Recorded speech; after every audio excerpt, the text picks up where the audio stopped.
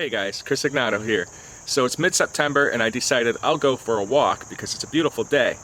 And you know, being September, this is an incredible time for seeing all sorts of mushrooms and fungi in this deciduous woodlands. So I figured, you know, why not take you guys along and share some of that magic and beauty with you guys, because some of these things are only around for a few hours. Why not appreciate them while we can? Come along.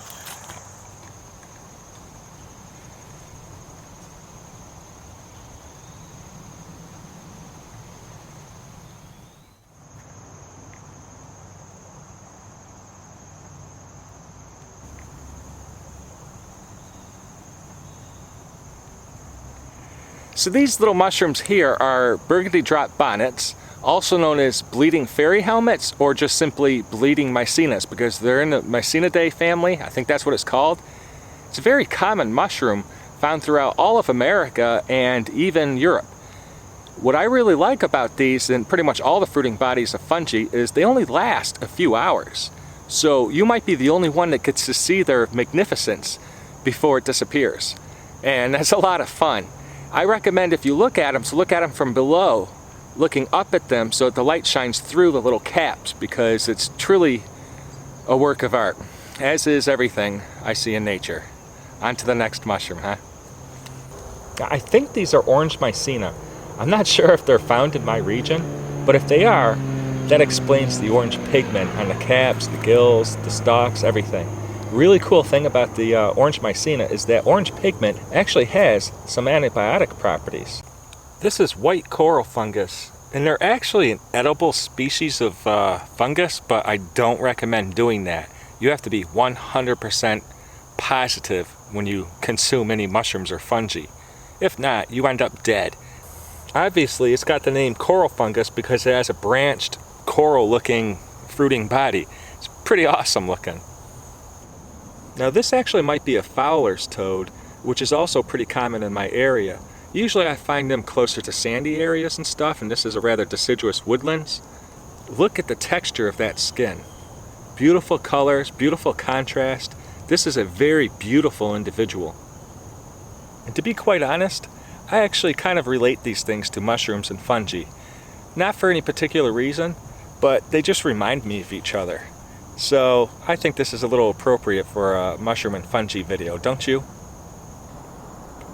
Now I think these are winter russulas. I really don't know much about them. Sometimes when they're young they have this bright red cap, but it slowly inverts and then you see those bright white gills underneath.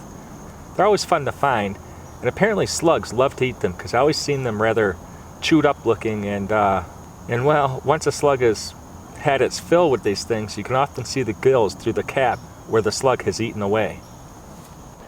These are the beginning stages of a common puffball. The fruit's going to become big and round. It's a widespread species, so you know you're most likely to have seen this before. The top, as you know, will likely get to be quite large, round, and when it's fully ripe, it'll get this little hole in the top, and just the slightest amount of pressure will puff out millions and millions of spores as a cloud that float across the landscape to spread the species.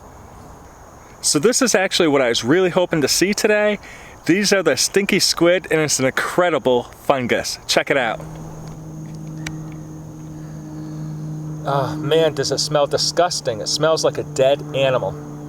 I've seen a lot of flies and stuff around them, so obviously they use insects as pollinators basically, which is pretty unique among fungus as far as I'm concerned. Usually they use gravity or wind to spread their spores. Now if you want to learn more about this crazy fungus, click on the link. You won't be bored. Got something good for you. Come on over. I'll have a little bite. I had something for lunch.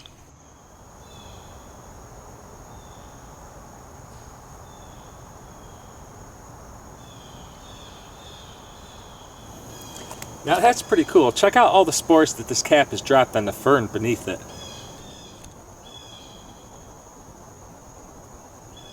Now this is some sort of Amanita. I think it's a tawny something, tawny grisette or something like that. I only know that because I read about it very recently, trying to look up a different species.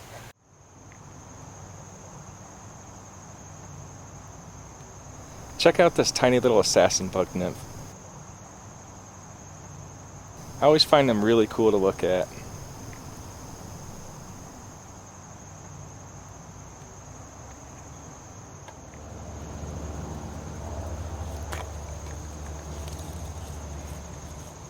And what are these, you might ask? The answer is quite simple. I have no idea. So what do you think? Aren't some of those mushrooms just truly magnificent? I mean, as I said, some of them are only alive for a few hours. And I just really love to stop and appreciate the beauty while it's still there. I hope you guys really enjoyed this video, and I'm probably going to have another one in the near future showing you even more of them, and perhaps even Heather will be coming along with me, and who knows what else we might find. So if you like this video, I've got plenty more like it. You know, just check out the rest of my channel. And once again, thanks a lot for watching. I'm Chris Ignato, signing out. Thanks a lot for watching, and remember, if you like this video, be sure to check out this video over here that YouTube has selected specifically for you based on your watch time. And don't forget to hit that subscribe button, but you gotta click the bell icon, because if you don't, YouTube will never let you know when a new video of mine comes out. And remember, passion inspires spirit.